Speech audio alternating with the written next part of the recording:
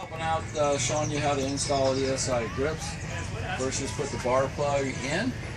Make sure your bars are clean. And we just use at the races, just rubbing alcohol. What you want to do is just take the rubbing alcohol, pour it inside the grip, get it wet, have a towel handy.